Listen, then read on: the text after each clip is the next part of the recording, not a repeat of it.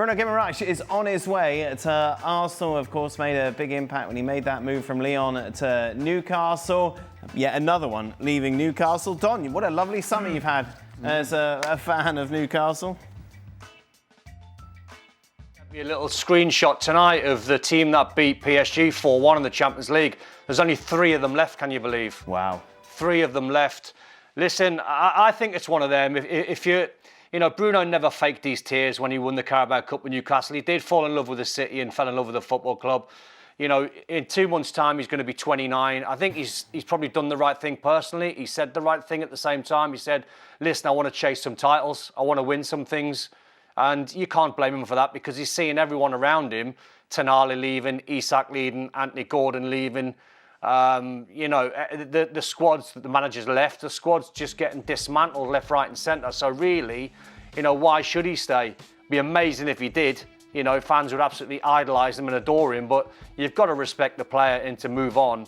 And there's a group of the guys that have moved on for huge fees. So the best thing Newcastle could have done when you're selling Tonali is get the 100 million.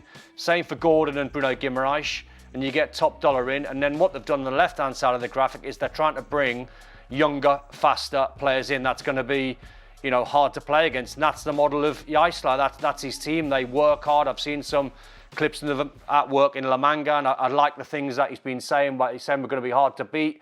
We're going to be full of running. We're going to try and stop teams from playing. That's the only thing he can do because they're now a fresh young side that can try and move on. It's going to be difficult because short-term wise, Newcastle will be nowhere near the Champions League spots that they've been under Eddie Howe. So the table will look very different at the end of this season where they're probably going to finish at best 10th. But it might be a case of, listen, we've moved those players on for a long, long time. Anthony Gordon, by the way, wanted to leave a year ago. So Newcastle fans, and I think the club were well aware of that, Liverpool were in for him. Tonali hasn't been the same for the last 6 months because he's wanted to go. Bruno was the big one that's, I think, killed Newcastle fans, and that's a sore one to take. Well, with this Saudi investment that came in some years ago, it was going to take them to... And look, Eddie Howe took them back into the Champions League, and that was a pretty good job. But they don't want to hear it. It's a great club, but they don't want to hear it. They're a selling club. They're a selling club. It's a great atmosphere. It's a great city. But players go there and then they look to move on to bigger and better things. That's just a fact. Now, some of the money they've got in for some of the players is very good. But if they're bringing the younger players in now, and most of them we haven't really heard of, and certainly don't know much about the manager, is they'll bring them in, and if they're any good at all, the price will go up, and they'll sell them again. That's kind of where they are, and that's not... I don't think that was the story that the Newcastle fans bought into a few years ago when all this investment came in. It was we're going to be challenging Man City and Arsenal and Liverpool and Chelsea year in, year out, and that really, A, is difficult to do, and B, has never really materialised. Does Bruno start for Arsenal, Don? Yeah, he starts. I mean, he's I think what he is, I talked about Rodri being a plug-in player. He's that for Arsenal. Also allow Declan Rice to have a breather because he's been absolutely shattered. You saw that in the World Cup. So he starts all day long. I think it just emphasises the strength of Arsenal. I think even though they missed out on Vinny Jr., it was still a good look for Arsenal being in for that type of player.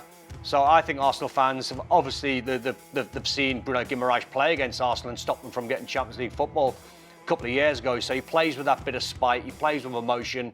You'll see him shout and scream and cry in any given minute of a game. Arsenal fans are going to love him. Great signing, isn't it? You look at that potential bench there for Arsenal, and it reminds me of Man City when they were at their pomp. You know, when they were really dominating English football for that 4 or 5 year period, and they were also not dominating the Champions League, but they should have done. They should have had more than one. They did not, but they should have done. And looking at that bench with the Ezes and the Marinos and the Zubimendis, it reminds me of that. It reminds me of strength and depth and more signings to come, and that's what Arteta has. And at the moment, they're head and shoulders above everybody in terms of retaining the Premier League title. Just a reminder, we stay late to answer your questions on Extra Time, and tonight is no exception. You can check that out over on our YouTube channel.